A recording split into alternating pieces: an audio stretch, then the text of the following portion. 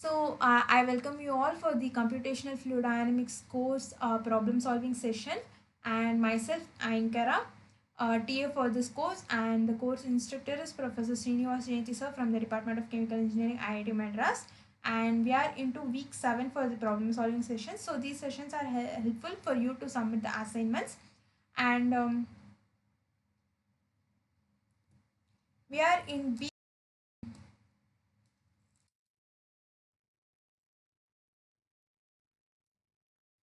We are in week 7, so we'll just see a brief introduction to the course layout. And this is a 12 weeks course. So, in the first few weeks, we saw about the calculation of flow in a rectangular duct and the calculation of fully developed flow in a triangular duct. And later on, it is about derivations of equations governing fluid flow. And fourth week, it is about equations for incompressible flow and boundary conditions. And fifth week, it is about basic concepts of CFD, finite difference approximation. Sixth week, it is about basic concepts of CFD, consistency, stability, and convergence. And week 7, it is about solution of Navier-Stokes for compressible flows. And week 8, solution of Navier-Stokes equations for incompressible flows. And later on, we will see about the numerical techniques for solution of linear algebraic equations through basic methods and advanced methods. And week 11, it is basics of finite volume method including grid generation. And week 12, it is about turbulent flows and turbulence modeling. So now we are into week 7, wherein we are going to see problems associated with the solution of Navier-Stokes equations for compressible flow systems. So before moving on, we will see basic books and references. First one is Ferziger JH and Perick M, Computational Methods for Fluid Dynamics, and second one it is Hirsch, Numerical Computation of Internal and External Flows, and third one it is Patankar SV, Numerical Heat Transfer and Fluid Flow. Fourth one it is Perstig and Malal Sekara, an Introduction to Computational Fluid Dynamics, and fifth one it is Anderson JD's Computational Fluid Dynamics. So I'll give you an overview of what we have seen till now. So first week it was about even though we have seen in the course layout, I'll just give you a brief idea. Alright, so first week it is about fluid flow through the rectangular duct. In that session, what we have seen is that we have seen about the fluid flow through a rectangular duct by solving the rectangular duct problem by using a finite difference approach.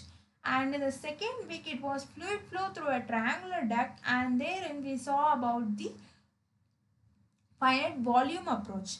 And third week, it is about basics of governing equation. So in governing equations, what we do in cold flow system, we solve the equations for continuity equation, momentum conservation equation, and momentum conservation equations in three directions: x direction, y direction, and z direction. So we have four equations. So these four equations only we solve.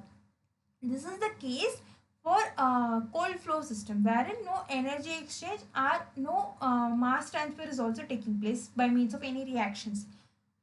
But if in addition to this system we have energy exchange by heating or any chemical reaction is taking place, so we need to solve additional species balance equation and energy conservation equation. So we saw about the governing equations for fluid flow in a system, and later on we have seen about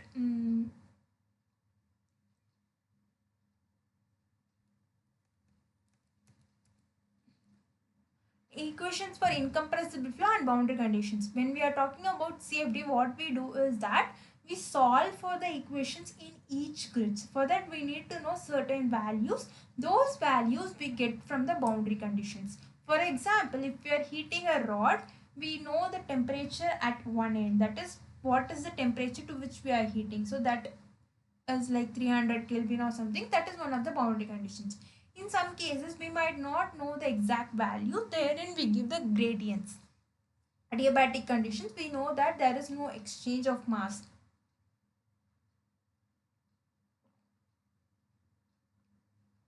So we give gradient values in those cases. So those are called boundary conditions, and we call it as Dirichlet boundary condition and Newman boundary condition. Dirichlet boundary condition is the case wherein we specify the value of variables. Newman boundary condition is the case wherein we specify the value of derivatives. And later we saw about finite difference approximations wherein we get the values using Taylor series. And later on we also saw about the consistency, stability and convergence, which we need to know for us to get a proper solutions. Otherwise CFD solutions would be colorful but it would not be meaningful. So we also saw about Lax equivalence theorem for convergence, which states that stability and consistency are two conditions to get the converged solutions. Now in today's class we will see about the solution for Navier-Stokes equations for compressible flow systems. So here what we mean by compressible flow is that it is not a property of a fluid, rather it is a property of flow. When significant changes arise because of the flow condition, we call it as a compressible flow. So for that we have one property. That property is nothing but Mach number. So if Mach number is greater than 0.3, we call it as a compressible flows. So in today's class it is entirely about Navier-Stokes equation solution for compressible flow systems, and we will be seeing more about McCormack scheme. We will be seeing about beam warming scheme. So those are the things we will be seeing in today's class. So now let us move on to the first problem for today's session.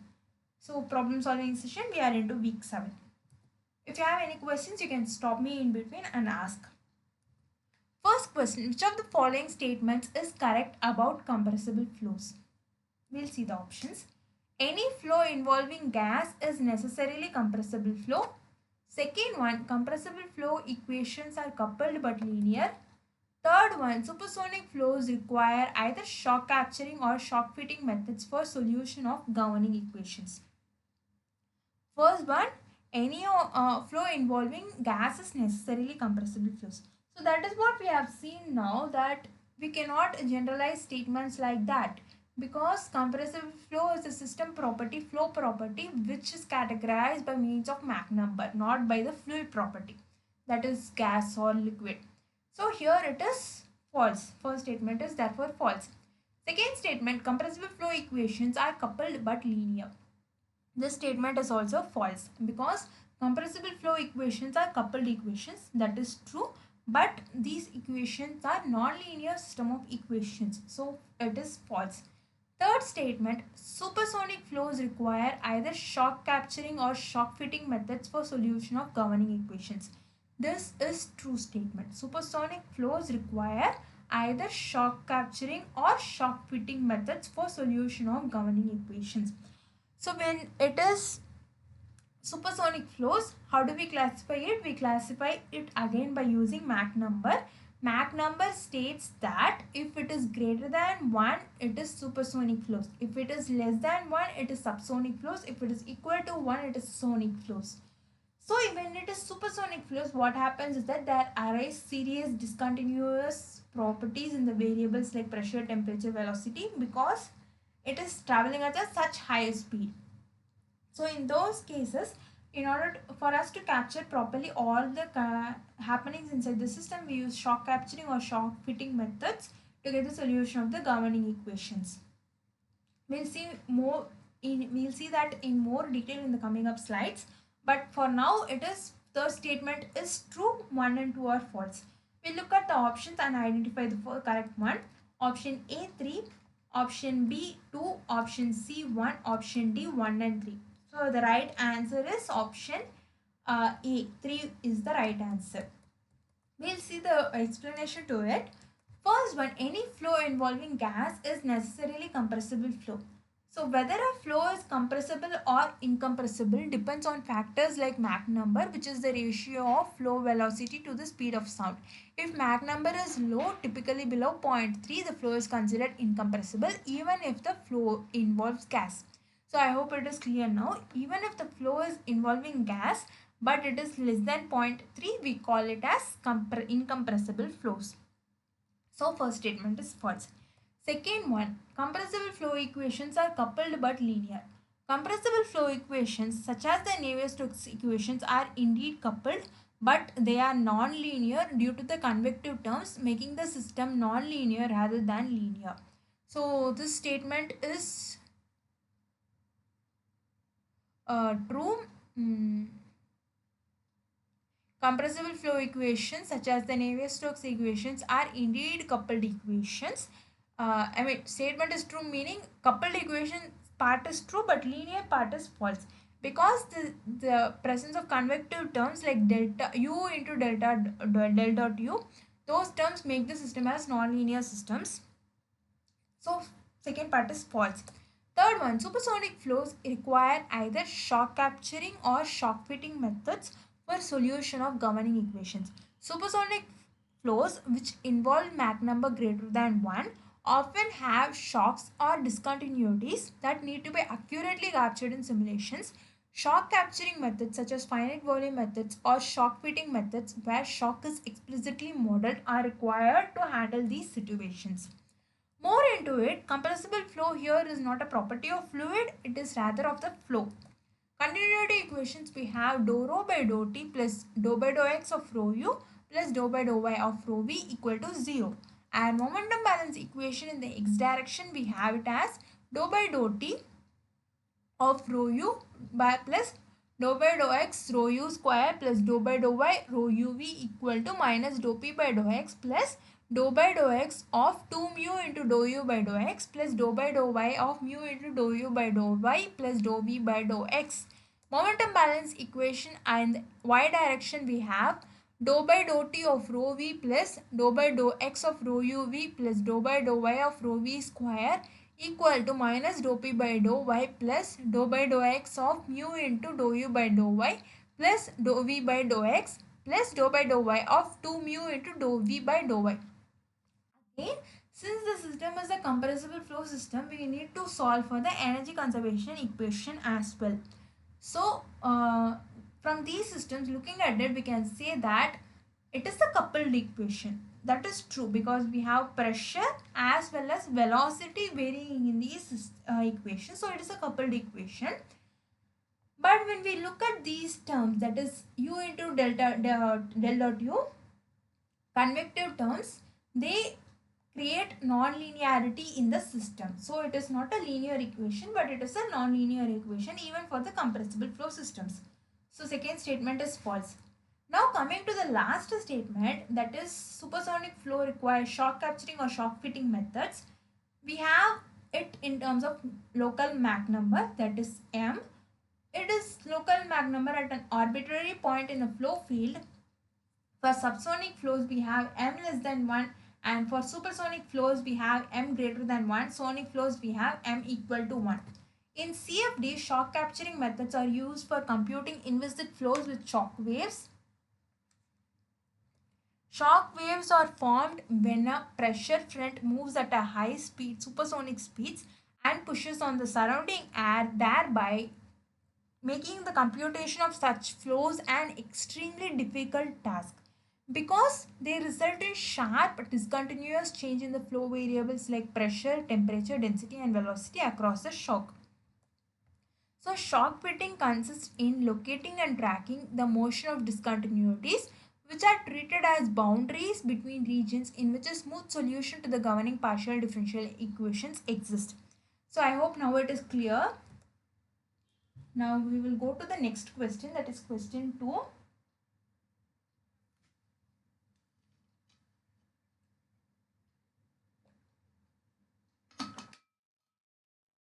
In equation question 2 we have, which of the following statements is true about explicit McCormack scheme? It cannot be used for nonlinear equations. It cannot be used for viscous fluids. Option C, it cannot be used for unsteady flows. Option D, none of the above. So before seeing what statement is true, which of the statements are true, we need to know one thing. What is McCormack scheme? So McCormack scheme is a discretization scheme for the numerical solution of the hyperbolic partial differential equations, and it is a second order finite difference method. It was introduced by Robert McCormack in 1969. So it is an explicit scheme, so it is a conditionally stable scheme. So it involves two steps, predictor step and a corrector step. Coming to the main point, it is mostly suited for nonlinear equations and it is involved mostly for the inviscid systems, but it can be used for viscous fluids as well. Mostly it deals with inviscid Burger's equation and Euler equation. So on that basis, when we look at the system statements, we see that it first statement is stating that it cannot be used for nonlinear equations. This is false because it can be used for nonlinear equations and it is well suited for that case only. Second one, it cannot be used for viscous fluids. This is again false.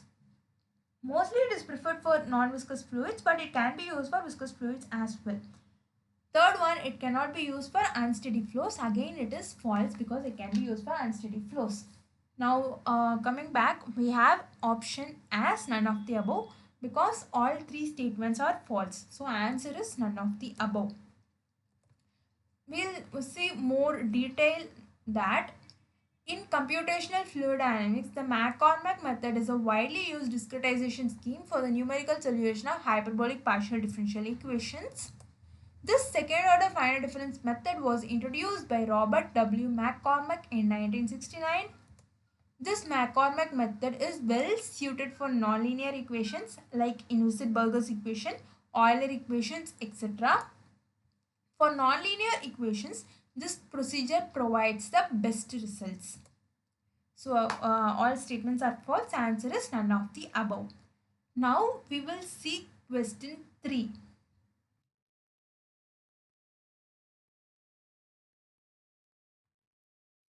Question 3, it is mentioned that in incompressible flow through a duct of constant cross sections and with adiabatic walls, which of the following is constant? First one, volumetric flow rate.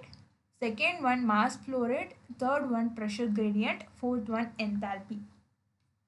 Incompressible flow through a duct of constant cross section and with adiabatic walls, which of the following is constant?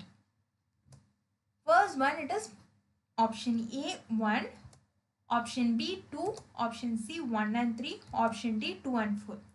So we'll see that what is given in the question. If we look at it, it is given that compressible flows and flow through a duct and having constant cross sections and walls are adiabatic. So since walls are adiabatic, there is no accumulation or through the walls or leaving out of the system through walls, and cross sectional area is constant. Flow is compressible. When you are talking about compressible flows, there will be density variation, and because of density variation, volumetric flow rate will not be constant. That is, first one is false. Second one, mass flow rate. Mass flow rate will be constant because the cross sectional area is constant and walls is adiabatic, so there is no accumulation, and mass flow rate is constant. And third, pressure gradient, unless otherwise explicitly mentioned, pressure gradient is not constant because we do not know the other flow conditions, so it is not constant. Fourth one, enthalpy.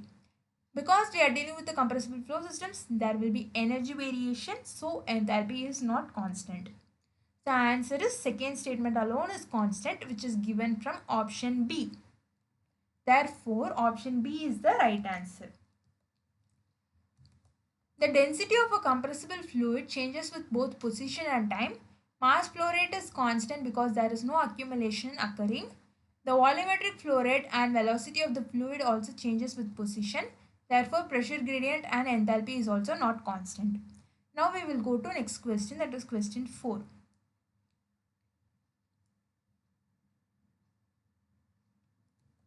The conserved variables that are solved for in compressible two-dimensional flow are dash. Option A, rho u v w t. Option B, rho u rho v rho h. Option C, rho u rho v rho e t. Option D, none of the above. So when we are solving for the compressible system and it is a two-dimensional flow case, what will we be solving? We will solve for continuity equation and we will solve for x momentum and y momentum because it is a two-dimensional flow, and we will solve for energy equation because the flow is a compressible flow equation. So from 4 equations, what variables we will be getting? What variables we will be solving for? So from the continuity equation, we will solve for rho. That is constant across all 3 options. Rho is constant. Next to the continuity equation, we solve for x momentum and y momentum equation. From x momentum and y momentum, we will solve for rho u and rho v. So first one is false, we have b and c left. And in the energy conservation equation, we will not solve for enthalpy, we will get the total energy equation, rho et. So option C is the right answer. Rho, rho u, rho v, rho et. Continuity equation is looking like this. Dou by dou t of rho plus dou by dou x of rho u plus dou by dou y of rho v equal to 0. Momentum balance equation in the x direction, we have dou by dou t of rho u plus dou by dou x of rho u square plus dou by dou y of rho u v equal to minus dou p by dou x plus dou by dou x of 2 into mu into dou u by dou x plus dou by dou y of mu into dou u by dou y plus dou v by dou x. And momentum balance equation in the y direction, we have dou by dou t of rho v plus dou by dou x of rho u v plus dou by dou y of rho v square equal to minus dou p by dou y plus dou by dou x of mu into dou u by dou y plus dou v by dou x plus dou by dou y of 2 mu into dou v by dou y. And we have energy conservation equation as well. So from here we get rho, here we get rho u, here we get rho v, here we get rho et. So option C is the right answer. I hope it is clear. Now we will go to the next question, that is question 5. In question 5, what we are dealing with that is, which of the following statements is true about the evaluation of pressure in McCormack's scheme? First one, it is obtained from continuity equation. Second one, it is obtained from the momentum equation. Third one, it is obtained from equation of state. Fourth one, it is obtained. Evaluation of pressure is not necessary for compressible flows. As we have seen from the x direction and y direction momentum conservation equations, pressure variation is there even in the compressible flow systems. So we need to solve for it. So option D is false. Evaluation of pressure is not necessary for compressible flows. It is false because we need to solve for pressure even in the compressible flow systems. So it is from one of the 3 statements above. So from continuity equation, we are not obtaining pressure, rather we are obtaining rho. Second one, from momentum equation, we are not obtaining rho pressure, we are obtaining rho u. And third, from the equation of state. So this is the right statement. Because pressure we are obtaining from the equation of state, not from the continuity equation and momentum conservation equation. We are obtaining it from the equation of state. From pressure is a function of density and energy changes in the system. So from there we use the equation of state, PV is equal to nRT, those things, and we will get the values of pressure and the temperature. So option C is the right answer. It is obtained from the equation of state. One-dimensional wave equation, that is simply to give you an idea of what McCormack's scheme is. I have put this slide. McCormack's scheme, one-dimensional wave equation, dou u by dou t plus c dou u by dou x equal to 0. McCormack's scheme is given that using predictor step and corrector step.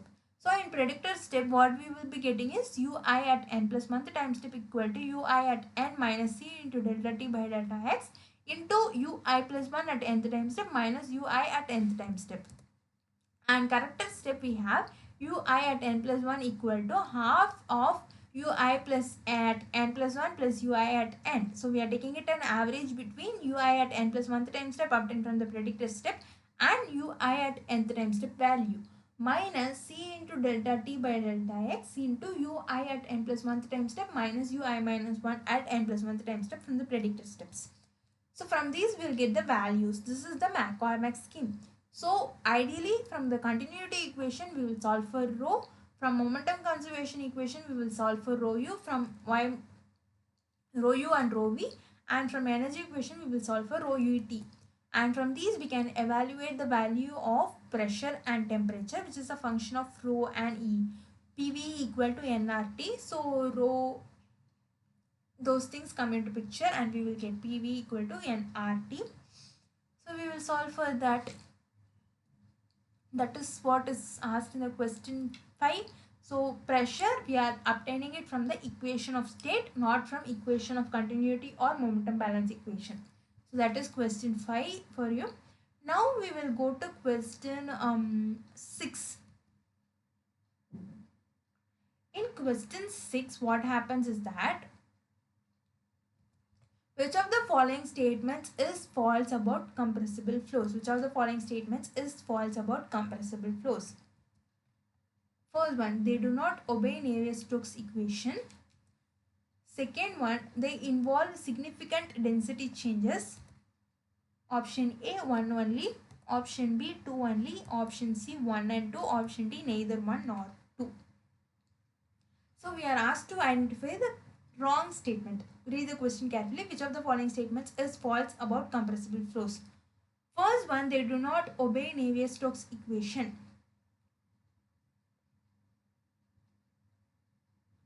When we are talking about compressible flows, we are getting the solution from the Navier-Stokes equation only. It involves density term, whereas in incompressible flow system, the density term we are taking it as constant outside. But other than that, it is false to say that it does not obey. So first statement is false. They do obey Navier-Stokes equations. So first statement is false.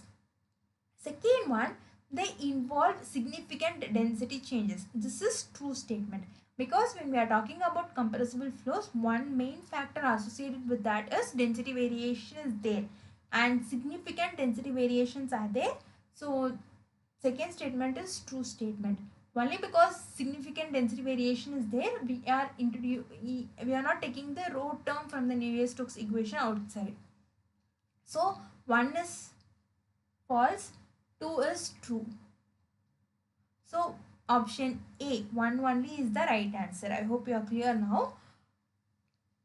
Which of the following is false about compressible flows? They do not obey Navier-Stokes equation is false.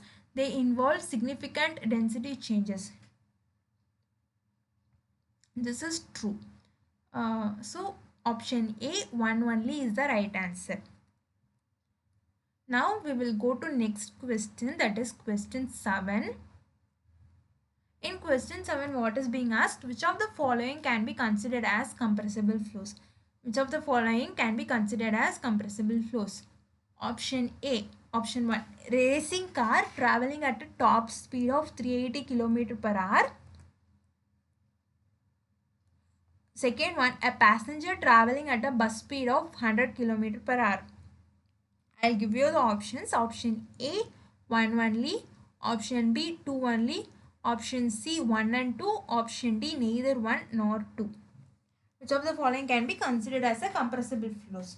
So I'll give you guys 1 minute time, and also I'll give you the hint so you can get the solution for this, because it is a simple straightforward problem. Only thing you need to know is you need to know the logic. So the logic is that when Mach number is greater than 0.3, we call it as a compressible flows. When Mach number is less than 0.3, we call it incompressible flows. So I'll give you guys 1 minute time and identify which of the following can be considered as compressible flows.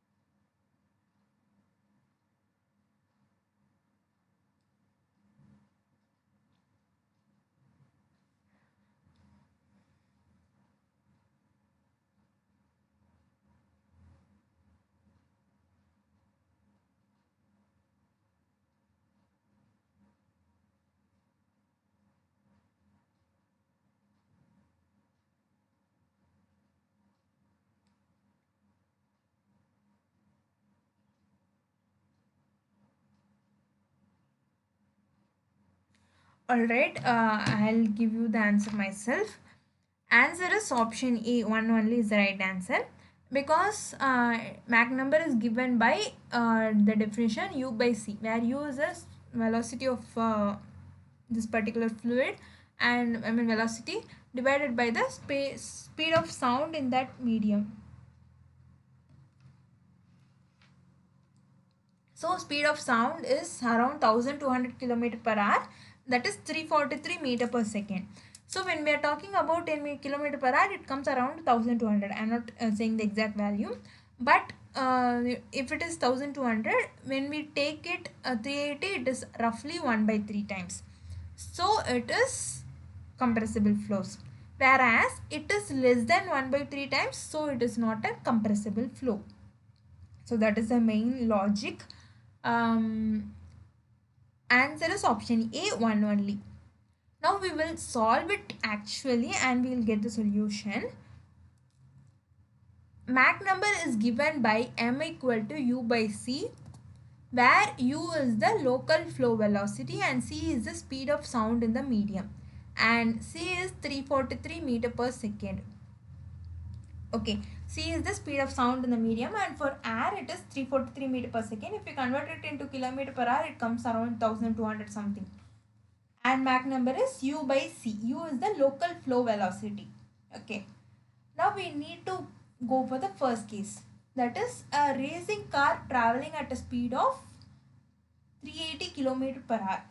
So if u is 380 km per hour, first thing we need to know is its value in meter per second. So 380 into 1000 divided by 3600 gives us the value as 105.56 meter per second, and m value we'll get it as 105.56 divided by 343, which value is coming around 0.308. So since it is less than 0.3, it is compressible flows.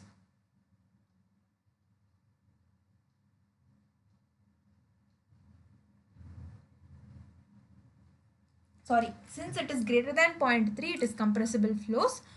Next is a passenger traveling at a speed of 100 km per hour. So now if we look at it, what we can see is that 100 km per hour in meter per second, we will get the value as 27.78 meter per second. And when we are getting the Mach number for this flow profile, we are getting it as m equal to 27.78 divided by 343. It is very low. It is 0.08. So it is not compressible, because m greater than 0.3 is compressible flows, whereas m less than 0.3 it is incompressible flows. That is a simple thing.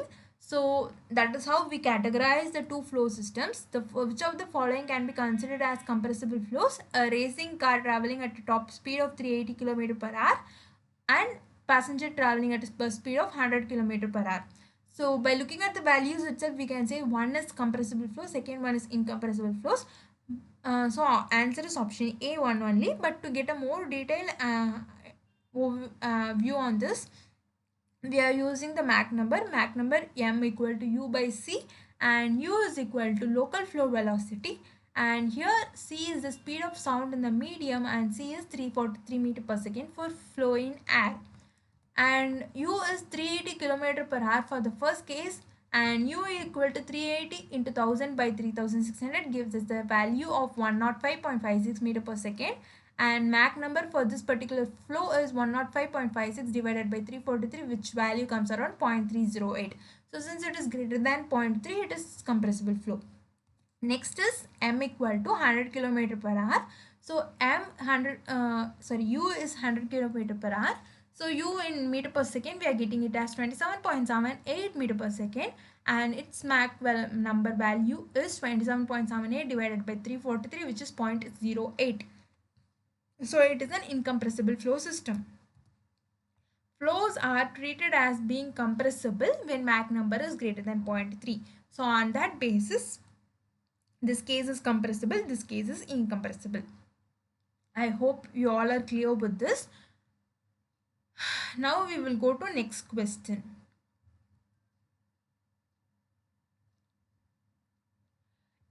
In compressible flows, density is obtained from which equation? In compressible flows, density is obtained from which equation? Option 1, equation of state for the fluid. Option 2, energy balance equation. Option A, 1 only. Option B, 2 only. Option C, 1 and 2. Option D, neither 1 nor 2. So what is given in compressible flows, density is obtained from which equation? So we know that when we are dealing with the compressible flow systems, again I am repeating, we are solving for 4 cases. One is continuity equation and momentum conservation equation involving x direction and y direction. I am talking about 2 dimensions. So we have 2 equations, and finally we have energy conservation equation as well. Energy conservation equation is coming because we are talking about compressible flow systems where significant density variation is being observed. So from these 4 equations, when we are talking about density, we will obtain it from continuity equation, and rho u and rho v we obtain from the momentum conservation equation, and rho et we obtain from the energy balance equation. And if one more dimension is being involved, we will solve for the momentum conservation equation in that direction as well. So this is the basics.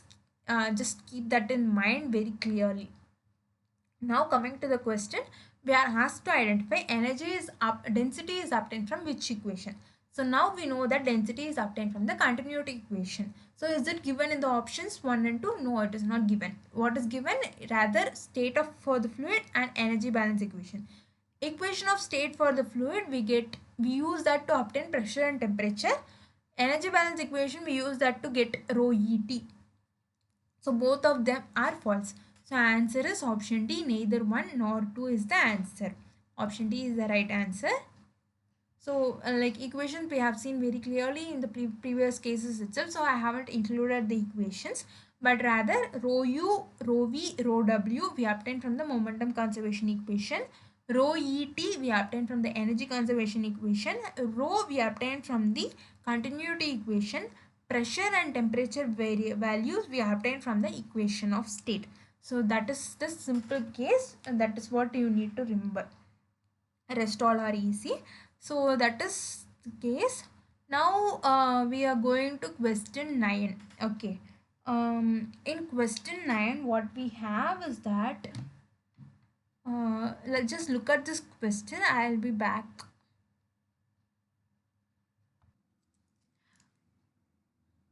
Just go through this question once. We'll see it shortly.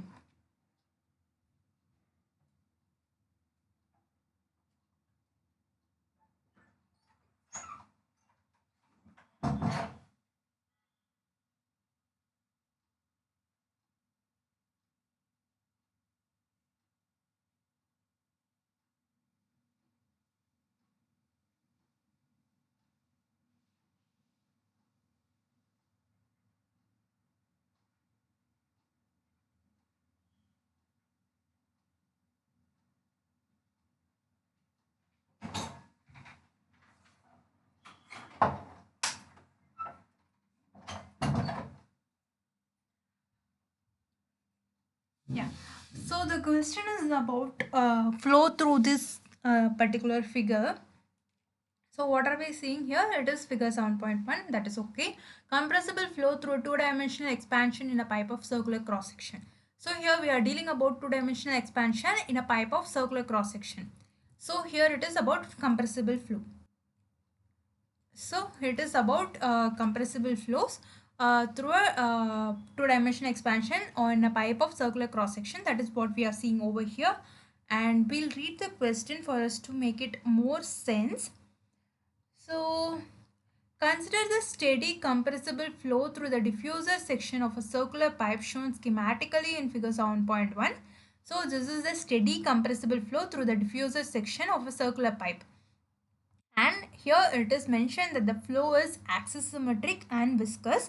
Then how many partial differential equation needs to be get solved? So here it is also mentioned that the flow is axisymmetric. So that is a key point which we need to be considerate. And on top of that, what is being asked is that how many partial differential equations do we need to solve to get the solution? So how many do you think we need to solve?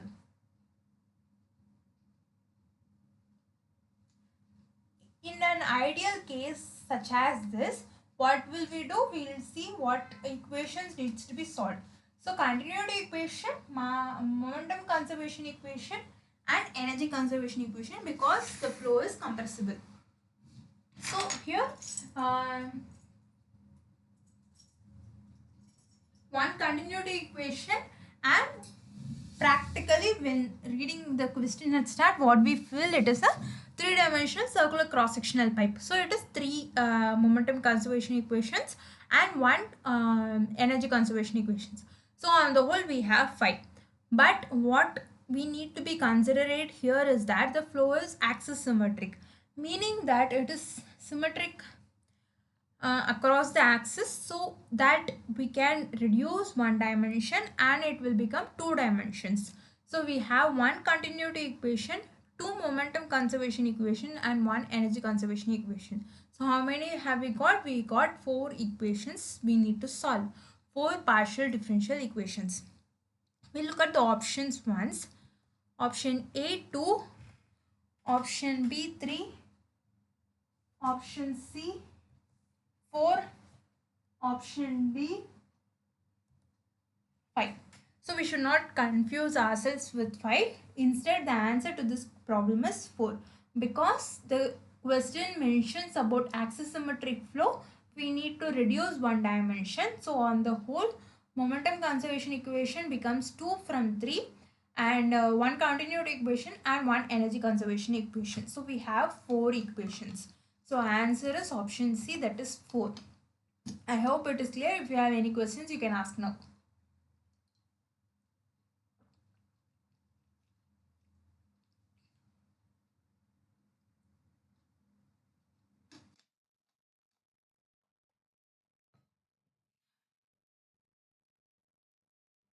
So should I proceed with the with other questions? I am hoping till now all problems are clear enough. So answer is option C, that is 4 is the answer, because we have one continuity equation, one x momentum equation, one y momentum equation and one energy conservation equation, because we are reducing the dimension because it is axisymmetric flow. Even though it is a circular cross-sectional pipe, we are reducing one dimension because it is given flow is axisymmetric. So we have 4 equations on the whole for us to be solved. Okay. Now we will move on to question 10. In question 10, what is being asked is that for the compressible flow case shown in figure 7.1, which of the following statements is true about the McCormack method? So the question is for the figure 7.1. Here it is compressible flow through a two-dimensional expansion in a pipe of circular cross-section. So here the question is dealing with figure 7.1, and we need to identify the true statements about the McCormack method. First one, it cannot be used because the flow is steady. Second one, it cannot be used because the flow is viscous. Third one, it cannot be used because the method can be used only for Cartesian coordinate system. Okay. We are given 3 statements. First of all, we need to identify which of these statements are true and which of them are false. As we know now that McCormack scheme is a scheme, partial differential scheme, discretization scheme for the solution of hyperbolic partial differential equations, and it is a second order finite difference method introduced by Robert McCormack in 1969. All these details we know now, and it uses 2 steps, predictor step and corrector step, to get the solution. Most importantly, when we are talking about McCormack scheme, it is very well suited for nonlinear system of equations like inverse equations, Burger's equations, Euler's equations. I mean inverse Burger equations. I'm sorry. So we know that as well. So when we are talking about compressible flow systems, it is mostly with coupled but linear equation we saw.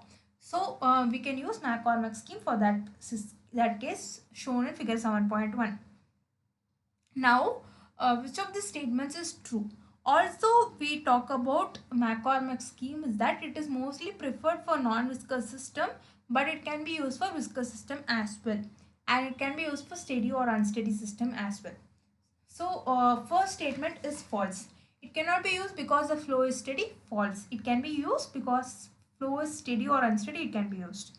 Second one, it cannot be used because the flow is viscous. Again, this is false. Even though it is preferred for non-viscous system, McCormack scheme can be used for viscous system as well. Third one, it cannot be used because the method can only be used for Cartesian coordinate system. Again, this is false because it can be used for any system. So, the right answer is all three of them are false. We are asked to identify the true statements. We are not asked to identify the false statement. So that we must be clear. In the question it is asked which of the following statements is true about the McCormack method. So all three statements given are false. Now when we talk about options, option A 1, option B 2, option C 3, option D none of the three is correct. So now we know that answer is option D. None of the three is correct.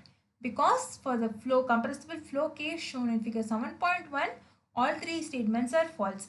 The statements should have been, it can be used even though the flow is steady. It can be used even though the flow is viscous. It can be used because it can be used for Cartesian coordinate system as well. If the system had been in such a case, all three of them are correct. But rather here all statements are negative statements and all three of them are false as well. So answer is option D. None of the three is correct is the right answer. I hope it is clear. Now we'll see a quick explanation to it. In computational fluid dynamics, McCormack method is a widely used discretization scheme for the numerical solution of hyperbolic partial differential equation. I am just giving repetitive slides which is highlighting the details of McCormack scheme so that it will go into our head and we need not remember it more times. That is why I am giving no other reasons. And also it will be quick for us to look side by side the explanation.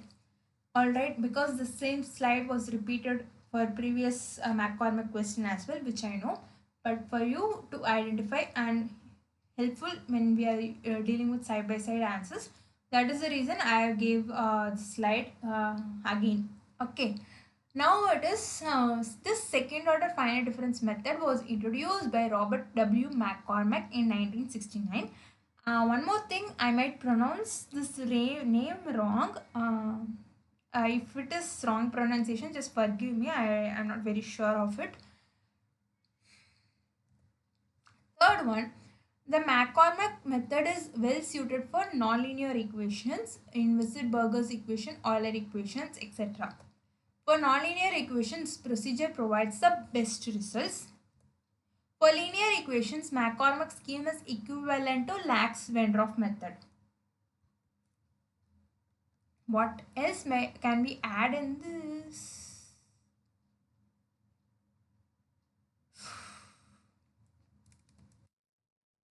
McCormack scheme is preferred for non-viscous system but can be used for viscous flows as well. Okay, now we will go to next question.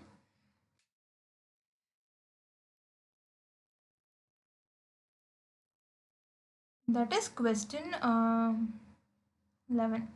Previous question, I hope it is clear for everyone. Now we will go to question 11. In question 11, we are now moving on to the other concepts in this week, which is nothing but beam warming method. So it is also a second order accurate implicit scheme, spatially factored non-iterative ADI scheme, implicit Euler to perform implicit Euler to perform the time integration step.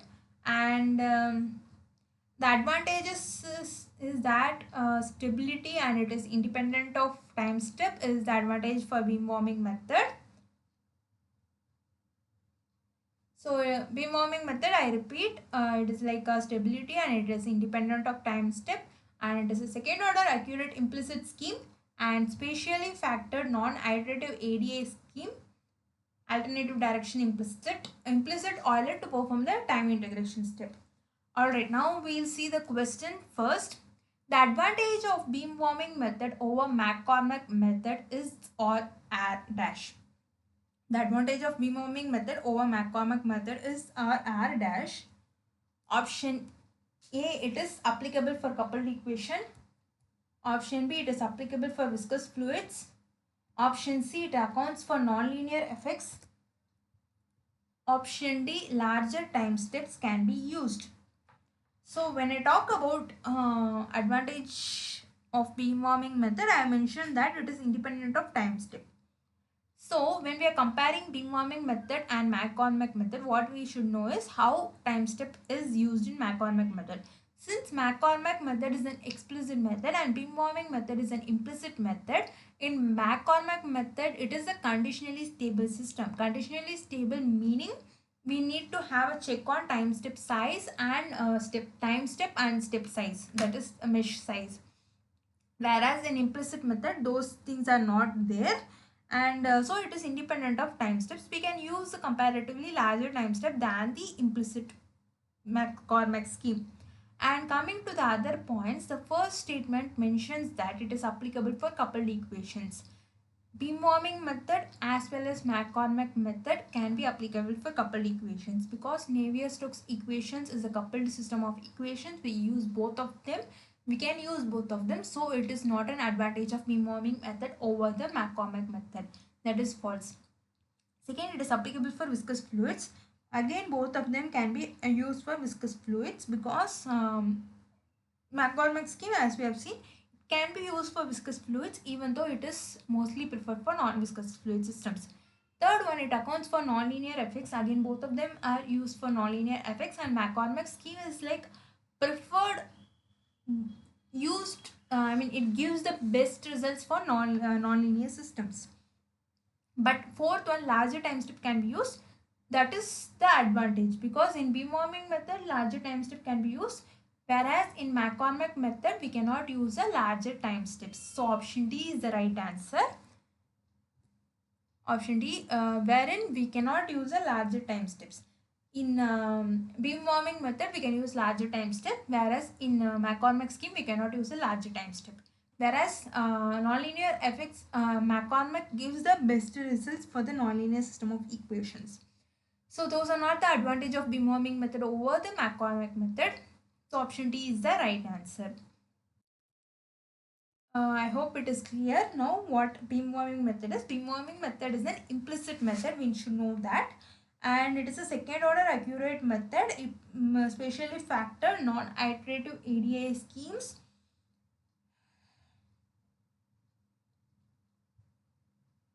So implicit Euler to perform the time integration. So that's it for beam warming method. It is advantages stability and independent of time steps. So that is the basic advantage of beam warming method, and it is suitable when comparing with the McCormack method as well. So now we will go to question 12. In question 12, for the compressible flow case shown in figure 7.1, which of the following statements is true about using the beam warming method to find the velocity and pressure fields? So again this question goes back to the figure 7.1. In figure 7.1, what did we have? We had a flow through a compressible flow through some expansion channel. Yeah, compressible flow through a dimensional expansion in a pipe of circular cross section. So this is figure 7.1. So again we are dealing with this figure in then question 12 as well.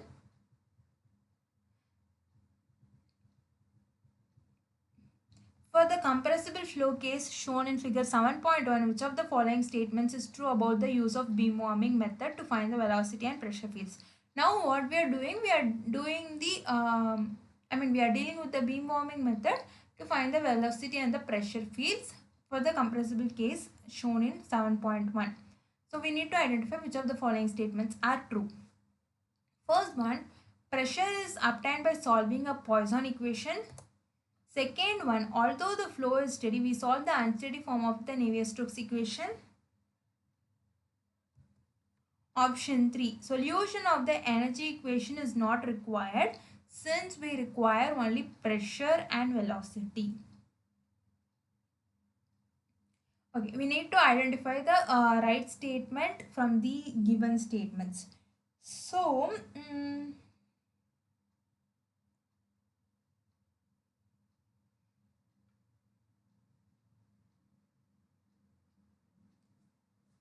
first one, it is pressure is obtained by solving a Poisson equation. This is a false statement.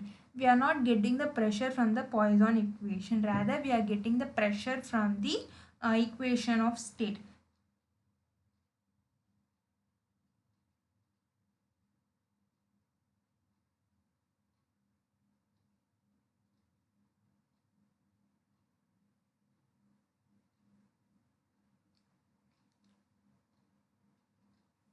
So, pressure is obtained by solving a Poisson equation. That is a false statement. Second statement, although the flow is steady, we solve the unsteady form of the Navier-Stokes equation.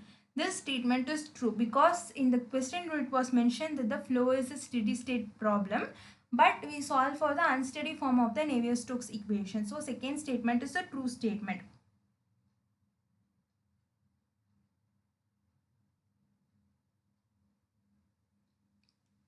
Solution of the energy equation is not required since we require only pressure and velocity.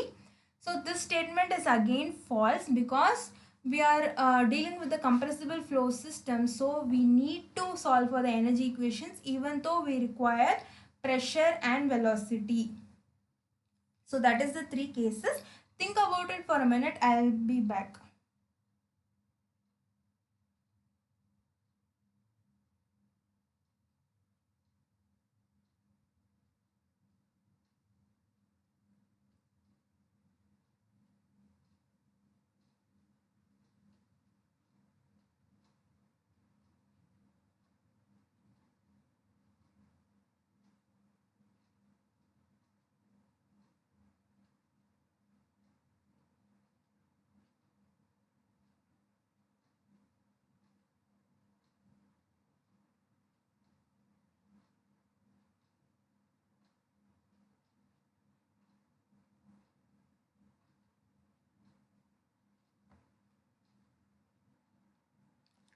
Okay, so when we talk about compressible flow and when we are using beam warming method, so now we know that solution of energy equation is also required because from that only we will be getting the components rho et, which we need to when we are dealing with the compressible flow systems.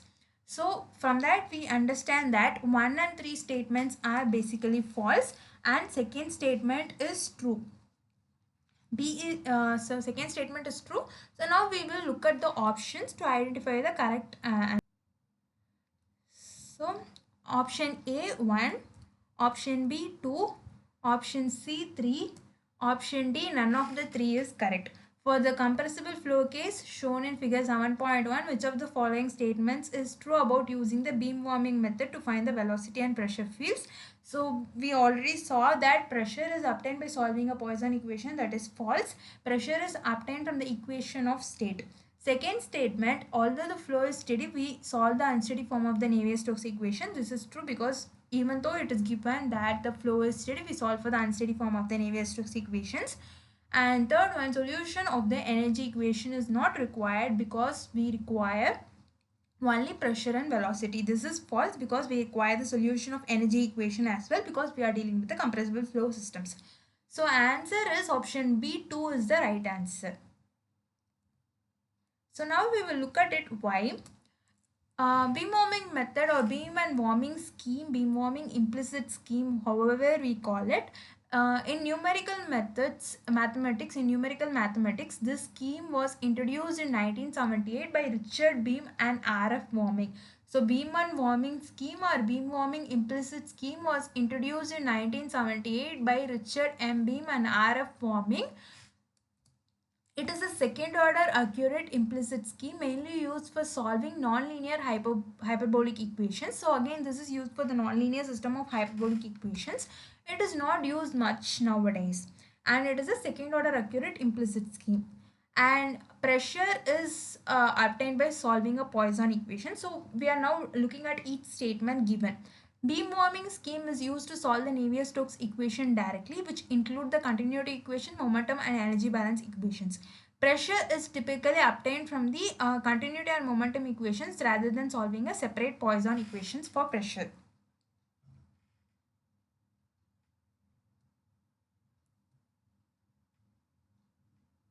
So yeah, it is like pressure is obtained directly from it rather than solving separately for that.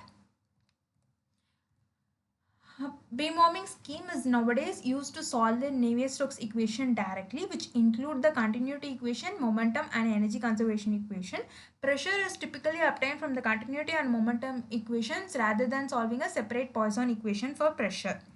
Second statement, it is mentioned that although the flow is steady, we solve the unsteady form of the Navier-Stokes equation. Beam warming method often uses the unsteady form of the Navier-Stokes equation even for steady state problems. This approach allows for the use of time matching techniques to converge to a steady state solution. So what are we doing? It uses the unsteady form of the Navier-Stokes equations even for the steady state problems, so that we can go with the time matching technique to converge to the steady state solution. Time matching to get the steady state solution. And third statement, solution of energy equation is not required since we require only pressure and velocity. Again, the statement is a false statement. In compressible flow, the energy equation is crucial because it is coupled with the continuity and momentum equations. Solving the energy equation is rather necessary to obtain the accurate values of pressure and velocity, as these variables are interdependent in compressible flows. So I hope it is clear now. We'll go through it once before moving to the next question. So what are we saying? That in numerical mathematics, beam and warming scheme or beam warming implicit scheme was introduced in 1978 by Richard Beam and R.F. Warming. It is a second order accurate implicit scheme mainly used for solving nonlinear hyperbolic equations. It is not used much nowadays. And as for the three statements are concerned, we can say that the pressure is obtained by solving a Poisson equation. So this statement is false because what are we dealing with in beam warming scheme? It is a direct solution to the Navier-Stokes equations, and it involves the continuity equation, momentum conservation equation and the energy conservation equation. So pressure is actually a byproduct from the solution of the Navier-Stokes equation. Rather, we are not solving any explicit Poisson equation for the pressure. And second statement, although the flow is steady, we solve for the unsteady form of the Navier-Stokes equation. This is a true statement because we often solve for the unsteady form of the Navier-Stokes equations, because it allows for the time matching technique to converge to a steady state equation. And third, solution of the energy equation is not required because we only require pressure and velocity. Even though we require only pressure and velocity terms, solution of energy equation is required because we are dealing with the compressible flow systems, and it is uh, necessary to obtain the pressure and velocity because all these are interdependent in compressible flows. So I hope it is clear now. So we identified the false statement as true statement as second statement. 1 and 3 are false statements. So now we will go to question 13.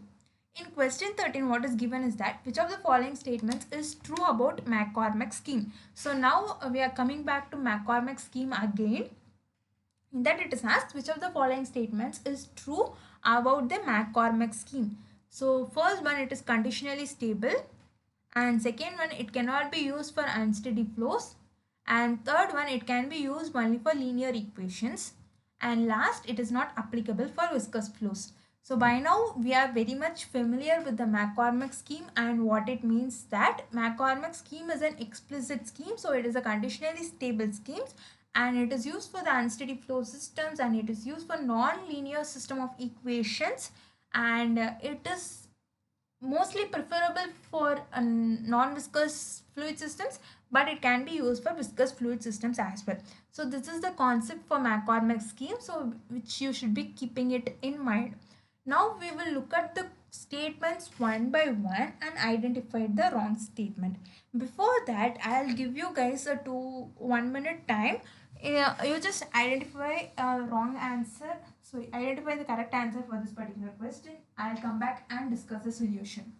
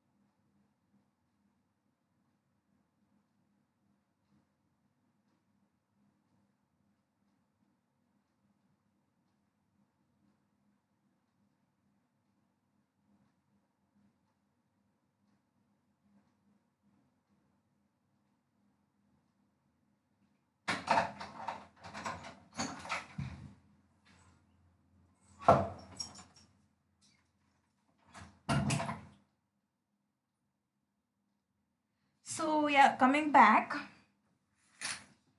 which of the following statements is true? So now we know that option A is the only right statements from the given statements. Why? Because it is mentioned that it is conditionally stable. McCormick scheme is an explicit scheme, so therefore it is a conditionally stable scheme. Whereas the other three statements, if we look at it, we are able to see that they are false. The first one, it cannot be used for unsteady flows. That is false because it can be used for unsteady flows. And second one, it can be used only for linear equations. Like it is false because it is used for nonlinear system of equations very much. Third one, the last one, it is not applicable for viscous flows. It is false because this statement is actually given everywhere. Even though McCormick's scheme is preferred for non-viscous flows, it is applicable for viscous flows as well. So that thing, keep it in mind clearly. So now option A is the only statement and that is right statement. So answer is option A1. I hope it is clear now. It is conditionally stable. So now we are talking about conditional stability of McCormick scheme. So now we need to know which conditional stability it is talking about, right? So we'll see that stability criteria for McCormick scheme. Delta T should be less than or equal to a function of F into delta T CFL divided by 1 plus 2 by RE delta. So stability criteria we are talking about for McCormick scheme. So it is conditionally stable. The condition is that delta T should be less than or equal to a certain value. And here what that value is, it is F into delta T CFL divided by 1 plus 2 times 2 divided by RE delta. So here RE delta is nothing but mesh Reynolds number and delta T CFL is inviscid CFL limit, which should be less than or equal to 1 divided by U by delta X plus V by delta Y plus A divided A into 1 by delta X square plus 1 by delta Y square to the power of 0.5. So delta T CFL is inviscid CFL limit, which should be less than or equal to 1 divided by U by delta X plus V by delta Y plus a divided a into 1 by delta x square plus 1 by delta y square to the power of 0.5. So I hope it is clear. This is the delta t CFL, implicit CFL limit. And here a is speed of sound, and we are talking about Re delta. Re delta is nothing but mesh Reynolds number, and it is minimum of u into delta x divided by mu.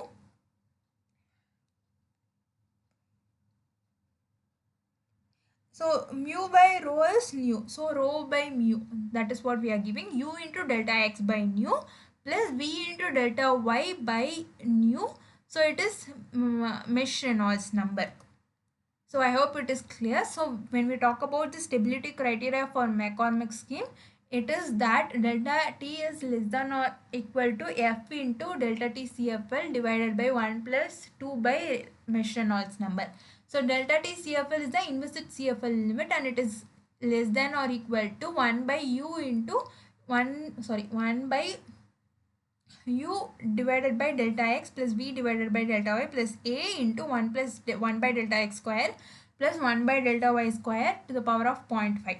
And here a is the speed of sound, and mesh Reynolds number Re delta is given by minimum of u into delta x by nu. I think it should be comma or another value might come. I'm not sure. Just check with this value. V into delta y by nu. Just check with this value. That is my suggestion. Okay, I mean, I think it should be comma, not addition.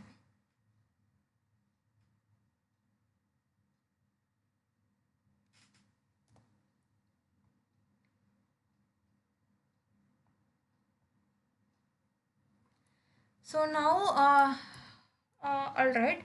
Now we will go to next question. Okay.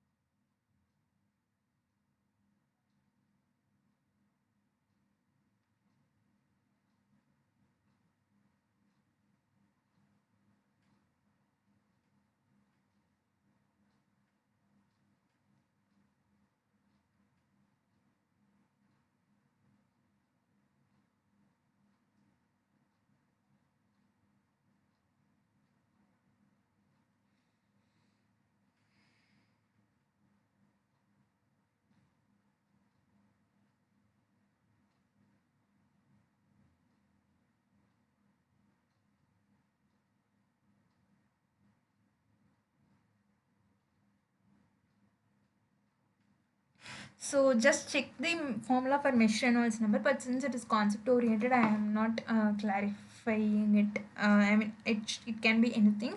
We need not focus much on that. But yeah, when you have doubt, it is better to clarify it. So now we are going to question 14. In question 14, what have we got? We got a fluid flow may be compressible because dash. One, fluid is the gas. Second, pressure is high. So we got two statements over here. A fluid flow may be compressible because fluid is a gas, pressure is high. Option A, 1 only. Option B, 2 only. Option C, both 1 and 2. Option D, neither 1 nor 2. So here we are talking about fluid flow, not a fluid. So it is a flow property. Here compressibility refers to flow property, not the fluid property. So keep that in mind. So as we have mentioned that compressible fluid flow is nothing but one where Mach number is greater than 0.3. So in we are given two cases, fluid is a gas and two pressure is high. So both of them have nothing to do with the Mach number which we require. So the Mach number is our criteria, right?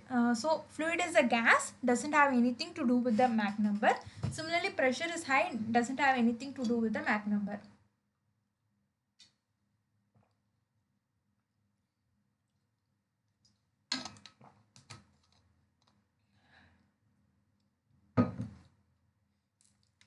So fluid is a gas. A gas flow can be compressible or incompressible depending on the Mach number. That is what we have studied. So this is a false statement.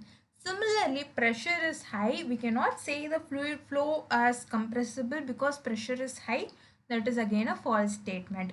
So 1 and 2 both are wrong. So answer to this question is option D. That is neither 1 nor 2 is the right answer.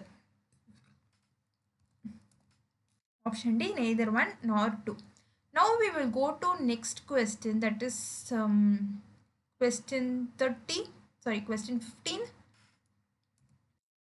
For steady 2D compressible flow, the compressed conserved scalars are dash. Option A, rho u v. Option B, rho u v p. Option C, rho u v and t. Option D, none of the above. I repeat the question. For a steady two-dimensional compressible flow, the conserved scalars are dash. Option A, rho, u and v. Option B, rho, u, v and p. Option C, rho, u, v and t. Option D, none of the above.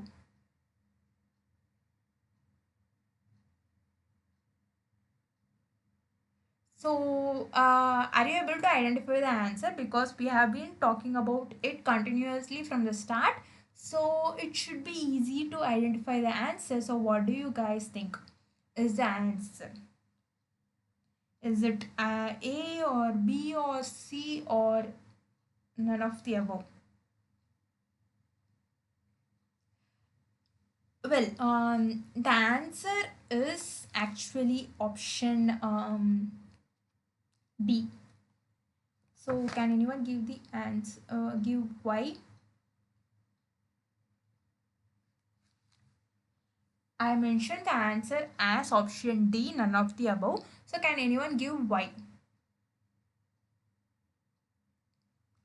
Um, okay, alright, I'll give the answer. Um, it is none of the above as I mentioned. Option D, none of the above is the answer. So, I repeat, when we are dealing with the compressible flow in a two-dimensional system, what are all the equations we will be solving? We will be solving for continuity equation. We will be solving for momentum conservation equation in the two dimensions, I mean two directions, x direction and y direction. And finally, we will be solving for the energy conservation equation because we are dealing with the compressible flows. That thing we are clear. So we will be solving for 4 equations, and from 4 equations we will be getting 4 conserved scalars.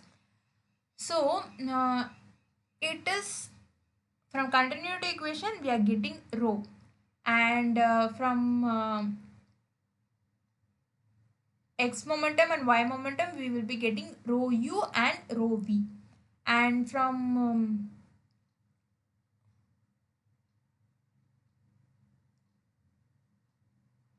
and from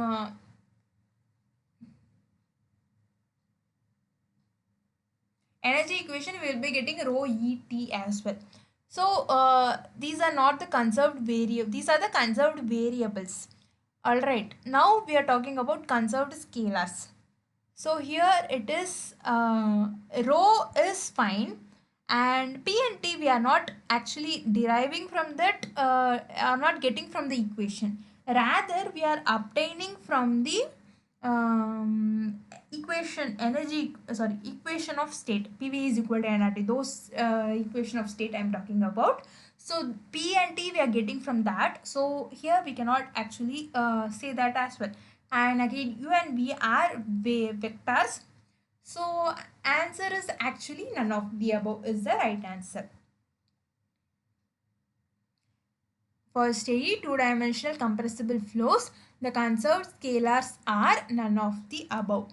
So I hope question 15 is clear. Now we will go to next question, that is question 16. In question 16, what have we got? We got, for the unsteady three-dimensional compressible flow, which of the following statements is false about using the beam warming method to find the velocity and pressure fields? For the unsteady three-dimensional compressible flow, which of the following statements is false about using the beam warming method to find the velocity and pressure fields? So I'll give the answer.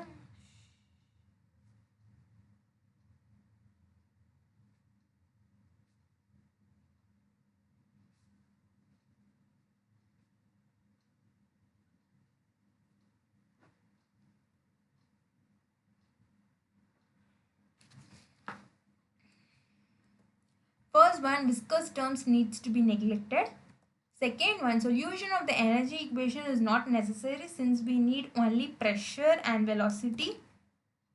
Oh,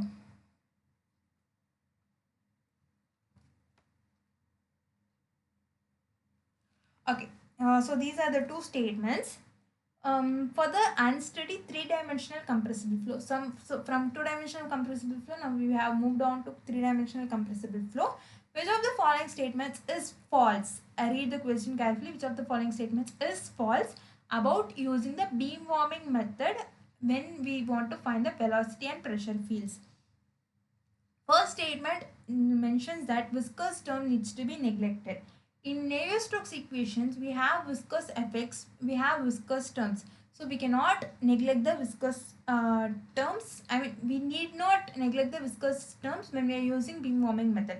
So beam warming method mentions no need to neglect those terms. It gives a solution inclusive of those terms only. Second one, solution of the energy equation is not necessary since we need only pressure and velocity. Again, this is a false statement because we need the solution of energy equation because it is a compressible flow. We need to solve for the energy equations. Only then we will get an accurate solution of pressure and velocity. When we are talking about compressible equation, we need to get the solution of the energy equations because only then we will be getting the accurate solution of the pressure and velocity. So both the terms are, both the statements are false statements. For the unsteady three-dimensional compressible flow, which of the following statements is false about using the beam warming method to find the velocity and pressure fields? So the first statement is viscous term needs to be neglected, which is false statement.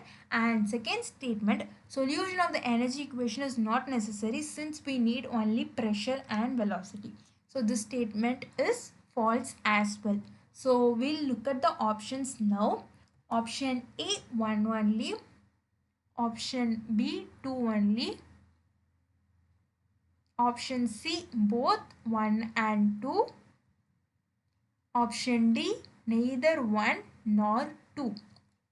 So now we know both the statements are false statements. So the answer is option C, that is both 1 and 2. Option C, both 1 and 2 is the right answer because both the statements are false. Viscous term need not be neglected when we are using the beam warming scheme. And similarly, solution of the energy equation is necessary even though we need only pressure and velocity. Why? Because we are dealing with the compressible flows, three-dimensional compressible flows. So that clears out our 16th question. I hope you all are able to get the answer as well and get the clear understanding for the concepts behind it. So now we will move on to our next question.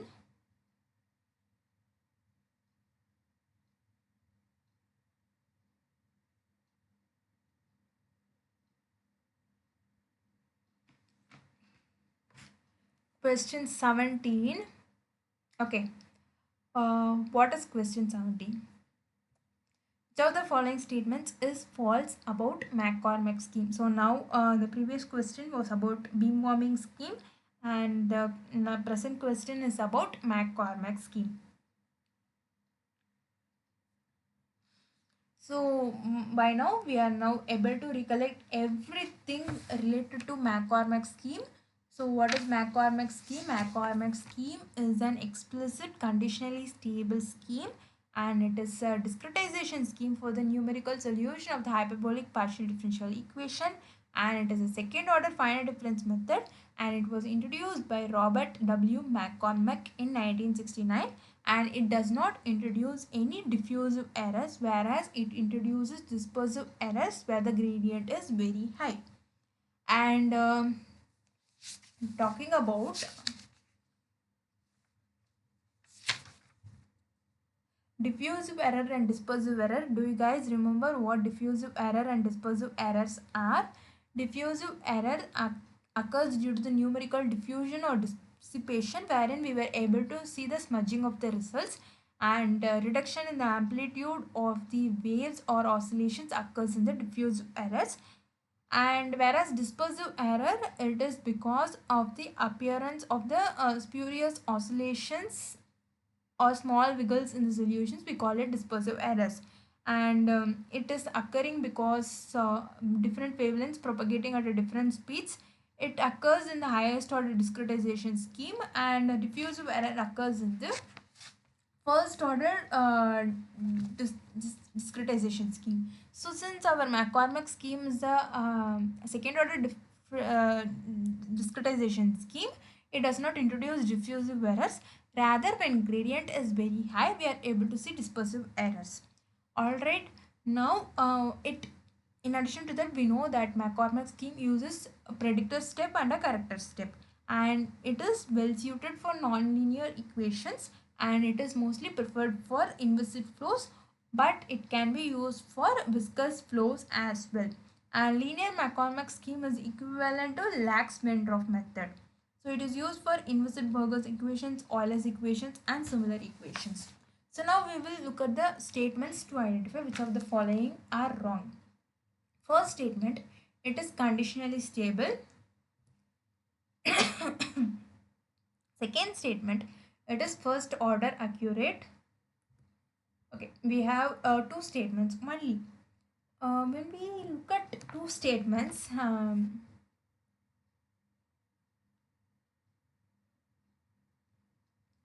we now know that McCormack scheme is a conditionally stable scheme, and we also saw the conditional stability criteria for the McCormack scheme, which states that delta t should be less than some value, less than or equal to certain value, and that was f into delta t CFL divided by 1 plus 2 pi RE delta, where RE delta was the mesh Reynolds number, and it is a minimum of some value. And similarly, delta CFL is an inviscid CFL limit, which again is less than or equal to a certain value. Okay, so McCormack scheme is a conditionally stable scheme. So this statement is a true statement.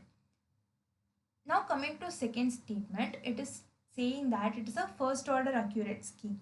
So now we know that McCormack scheme is a second order accurate scheme, and because of that it is not introducing any diffusive errors. So because diffusive error occurs mostly in the first order accurate schemes, so that is like just interrelate things whatever you have learned.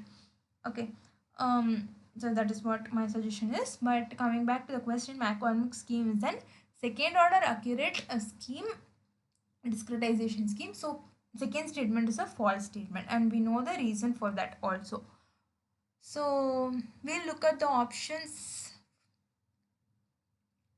Option A, 1 only. Option B, 2 only. Option C, 1 and 2. Option D, neither 1 nor 2. So we know that first statement is true, second is false. So answer is option B, that is 2 only is the right answer. Which of the following statements is false about McCormack scheme? So it is second statement, it is the first order accurate, that is a false statement, because McCormack scheme is a second order accurate scheme. We cannot use it. So second statement is a false statement. Option B is the right answer. B, 2 only is the right answer. I hope question 17 is clear to everyone. Now we will move to question 18. Question 18, what is being asked? Which of the following statements is true about beam warming method? Now the question is coming back to beam warming method. So we know that beam warming scheme is also a second order accurate scheme,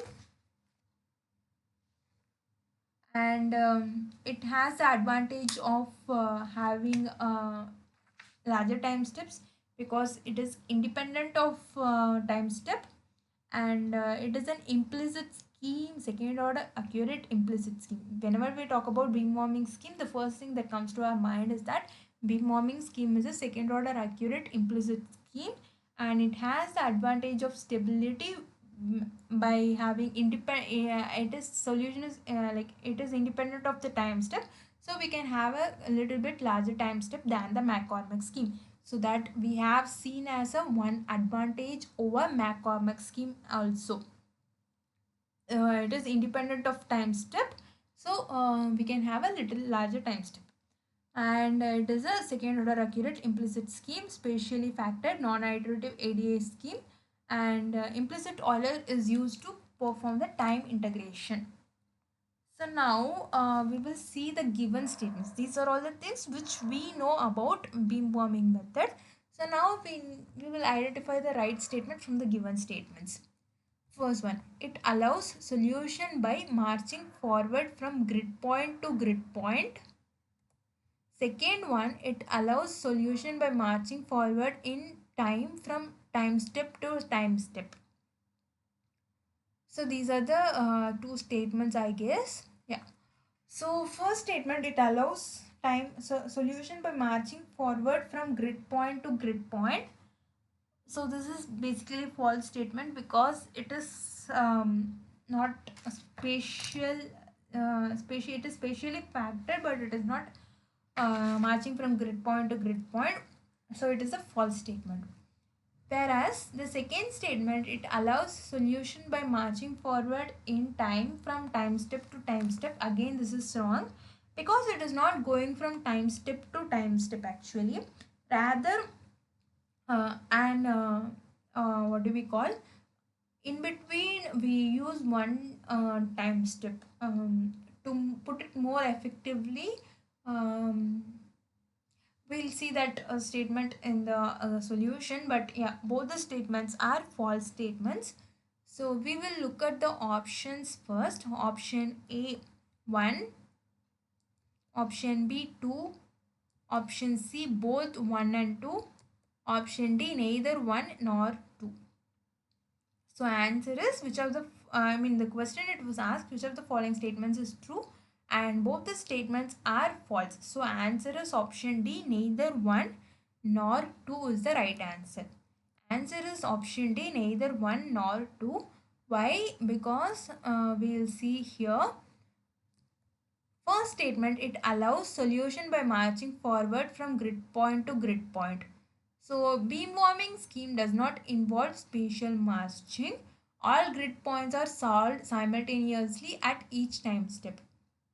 So this is our new information when we are dealing with the problems. When we were dealing with the problems, these statements we haven't come across till now, but we know the concept. So we can say that beam warming does not involve spatial marching. All grid points are solved simultaneously at each time step. So first statement is false statement. It allows solution by marching forward from grid point to grid point is false because beam warming does not involve spatial marching. Rather, all the grid points are solved simultaneously at each time step. Second one, beam warming scheme allows solution by marching forward in time from time step to time step.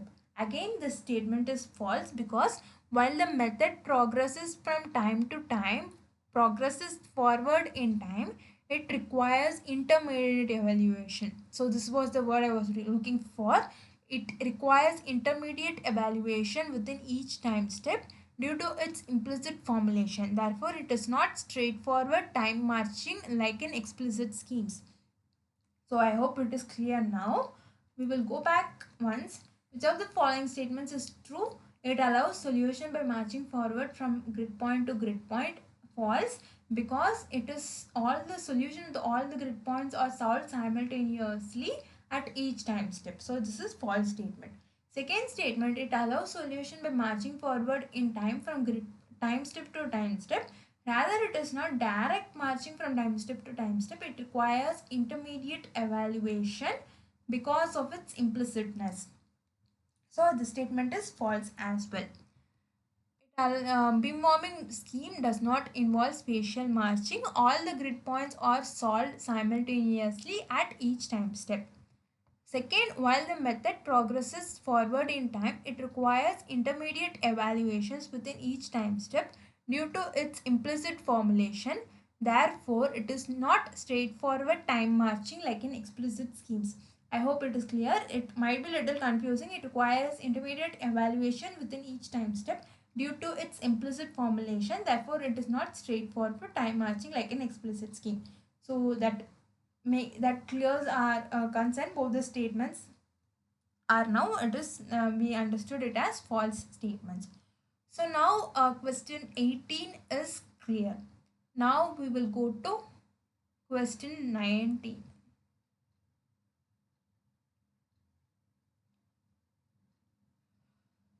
Okay.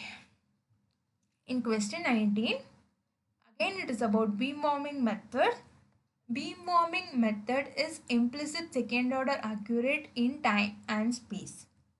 So beam warming method is implicit accurate in time and space. So again we know that it is second order accurate scheme and it is implicit scheme, and yeah, beam warming method is an implicit second order accurate in time and space. So this statement is a right statement. Option A true, option B false.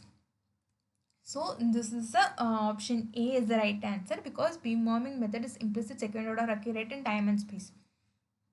Answer option A true. So this question can be asked in other ways like beam warming method is dash. Implicit second order accurate in time and first order accurate in space. Explicit second order accurate in time and first order accurate in space. So all combinations can be asked. So just remember one thing, that is beam warming method is implicit second order accurate in time and space. Alright, now I hope it is very clear.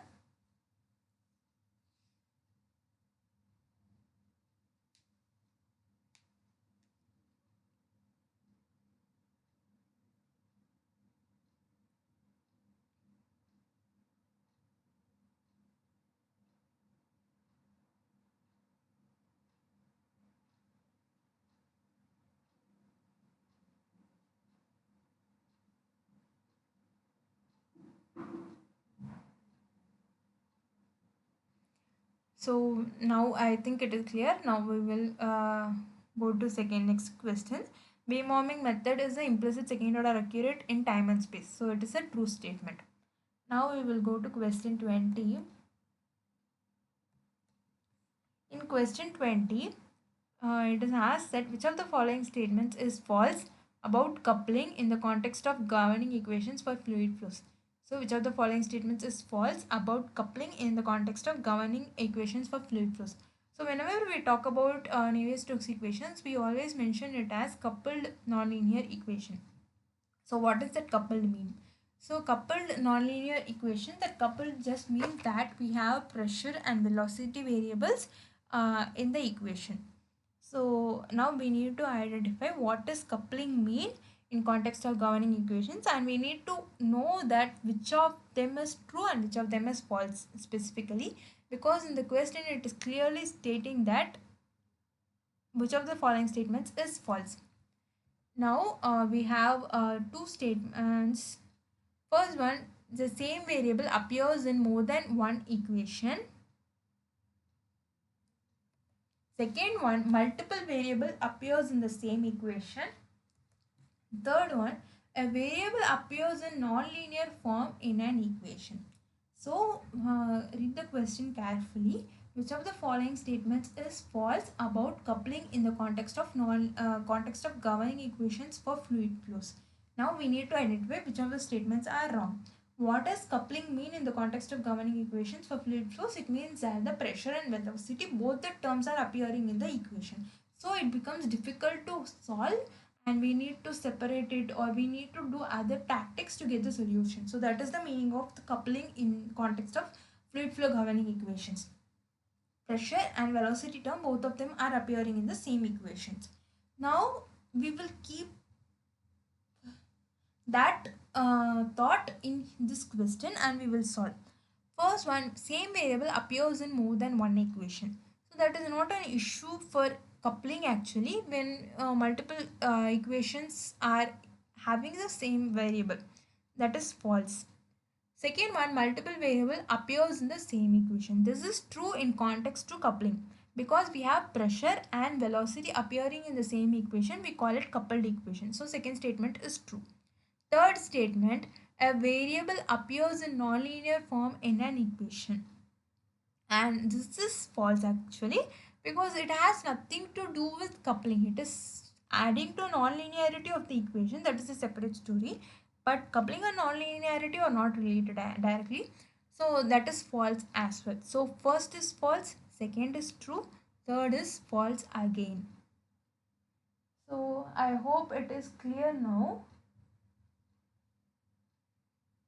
1 is false, 2 is true, 2 is true, 3 is false. So 1 and 3 are false. We will now look at the options and identify the correct one. Option A, 1 only.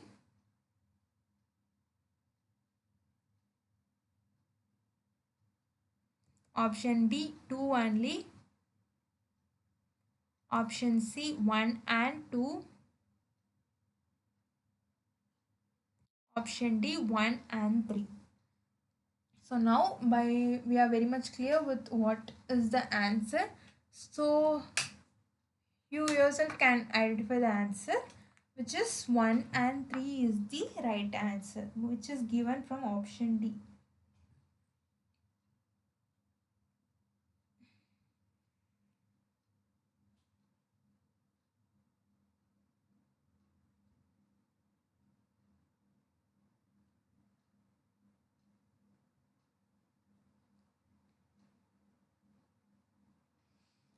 Option D is the right answer therefore. Okay.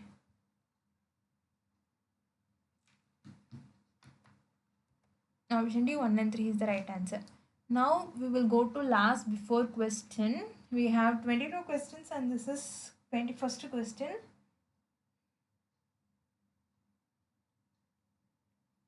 In question 21, what is asked is that which of the following statements is false about non-linearity in the context of governing equations for fluid flows?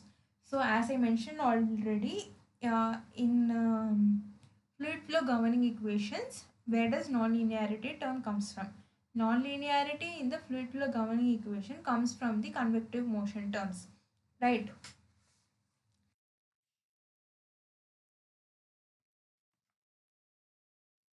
So Navier-Stokes equation, what is Navier-Stokes equation actually? So it is just, when we are talking about momentum balance equation, what do? We are just doing the force balance. To talk in a layman term, we are just using the force balance.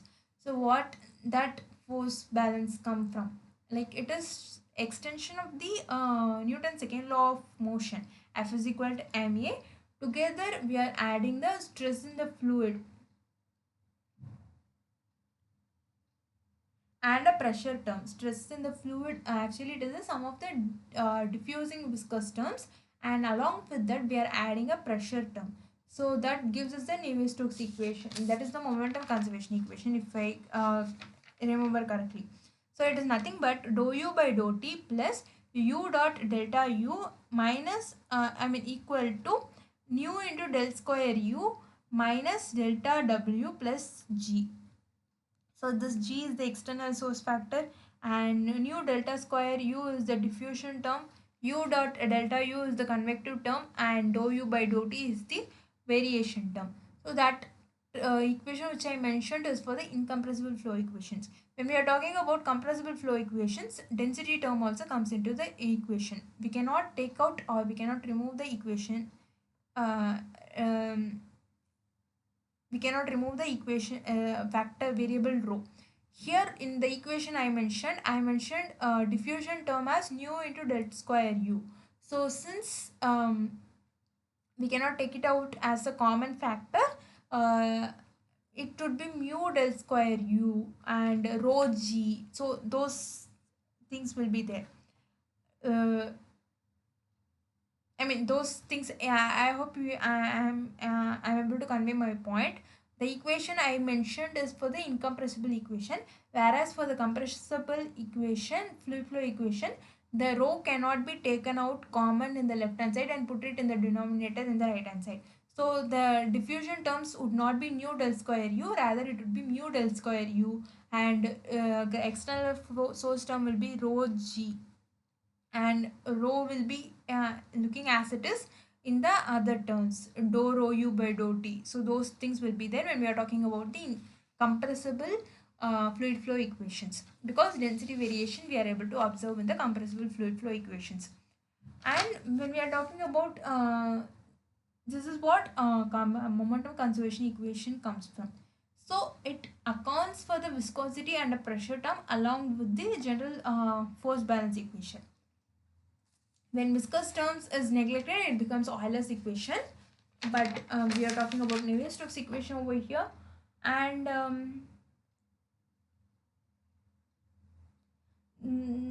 like a convective term leads to non-linearity in the equation, and diffusion term, you know, convective term leads to non-linearity in the equation, and the presence of uh, pressure and other pressure stress. I mean stress is okay. I'll make more sense now. So Navier-Stokes equation is arising from the Newton's second law of motion I mentioned. So in what are we doing externally? We are adding stress in the fluid. So that stress in the fluid comes from two terms. One is diffusing viscous term and the other is a pressure term. So that pressure term together with the presence of velocity in the equation creates or accounts for the coupling, and convective term accounts for the nonlinearity in the equation. Velocity vector multiplied by its own gradient leads to nonlinearity. So and pressure and velocity components are intertwined in the equation leads to coupling. So this is the nonlinear coupling in the equation. So now in this particular question, it is asking about which of the following statements is false about nonlinearity in the context of governing equations for fluid flows. So first one, multiple variables appear in the same equation. Second one, a variable term appears in nonlinear form in one or more equations. Third one, source term can cause nonlinearity in fluid flow equations.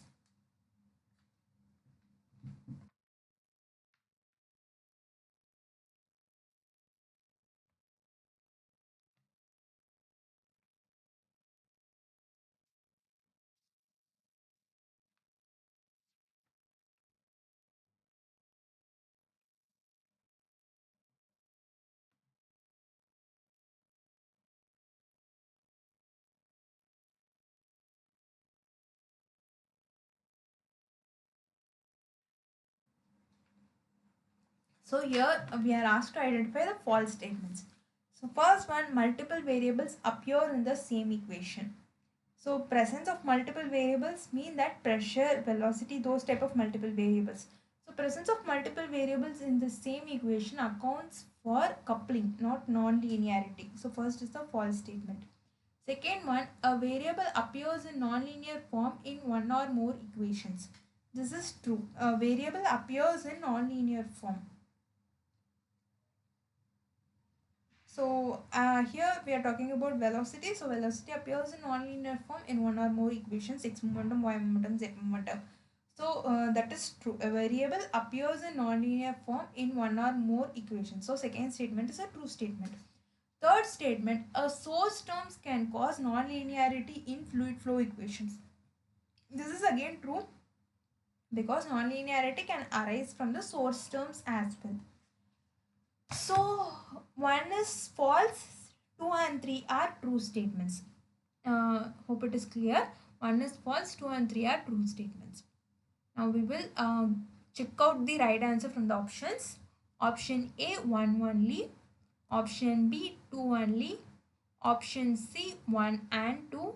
Option D, 2 and 3. So answer is option A. One only is the right answer because multiple variable appears in the same equation accounts for coupling. It does not account for the non-linearity.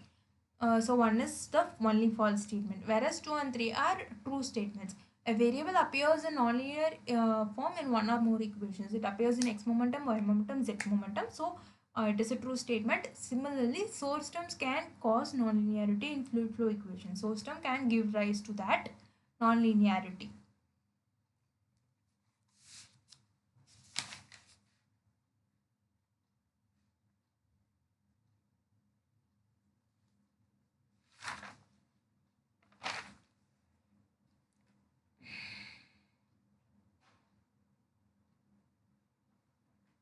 Option is A, one only is the right answer.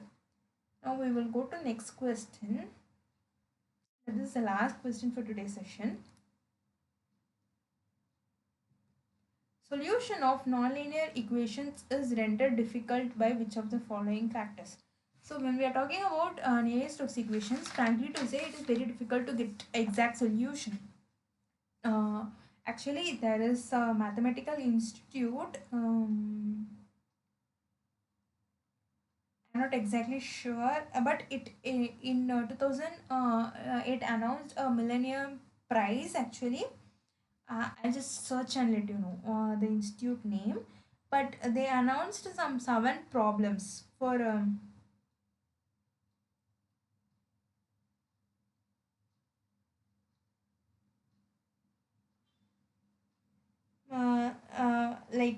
to get solution.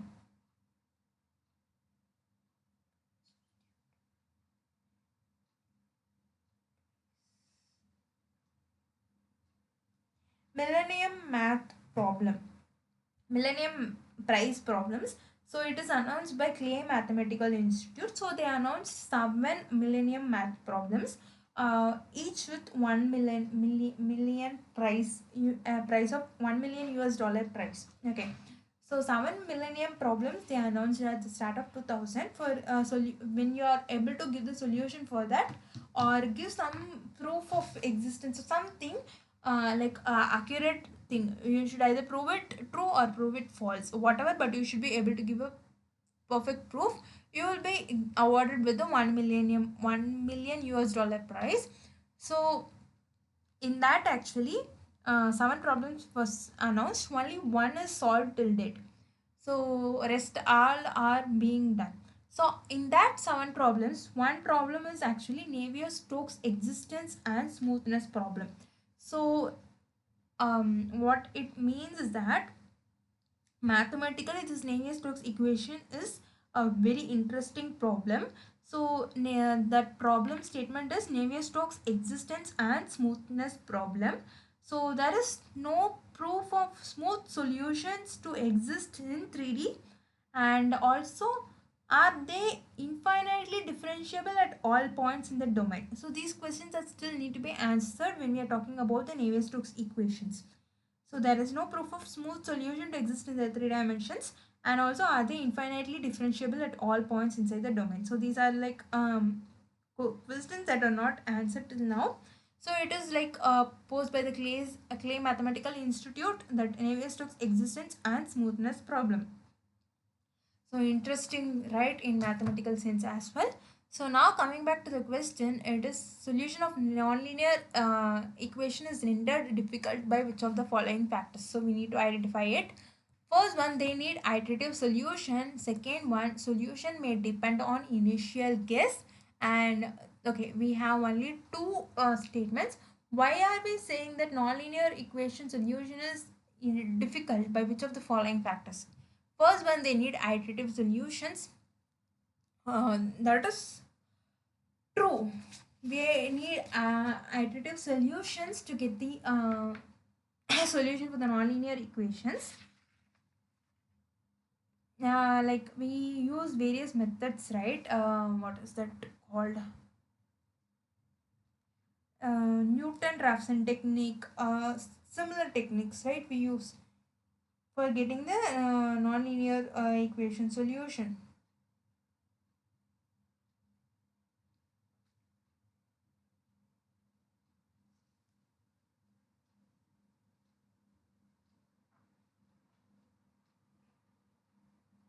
and bisect method, something something. Yeah, I don't remember exact names. Forgive me for that.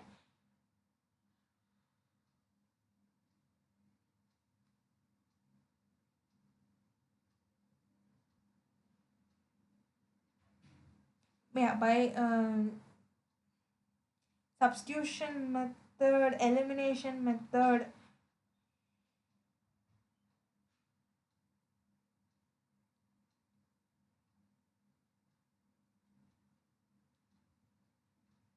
Jacobi method, Rangikutta,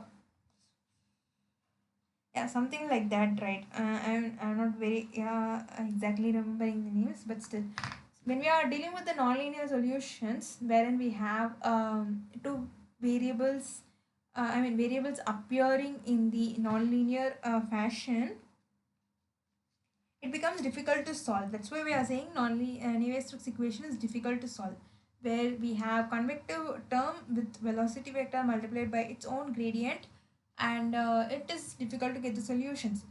So why is it difficult? One thing is they need additive solutions. First one is therefore true. And coming to the second statement, the solution may depend on initial guess. Again, this is true because the solution highly depends on the initial value. So it is not always possible to give exact solution, exact initial guess, all those things. So second statement is true as well. So these two things are true. Therefore, these two make the solution to the equation very difficult. Solution of nonlinear equations is rendered difficult by which of the following factors? So first one, they need additive solution. It is true. Solution may depend on initial guess. Again, it is true. So both are true statements. Option A, 1 only. Option B, 2 only. Option C, both 1 and 2. Option D, neither 1 nor 2. So the right answer is option C, both 1 and 2 are the right answers, because solution of nonlinear equations is rendered difficult by which of the following factors? Both the factors are true. Option C, both 1 and 2 is the right answer. Now that's it for today's session. Thank you so much for attending today's sessions. If you have any doubts now, you can ask, or else we can close the session. Just we have seen about the solution of Navier-Stokes equations, solution to Navier-Stokes equations for compressible flow systems in today's class, and mostly we covered with coupling, nonlinearity, McCormack scheme, and beam warming scheme.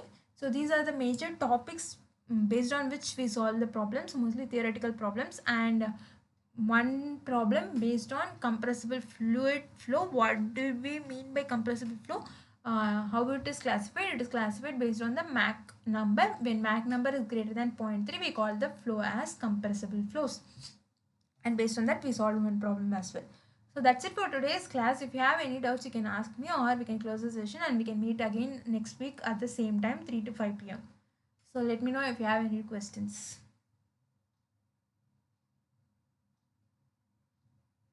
All right, I'll close the session. I'll stop the recording. We can discuss.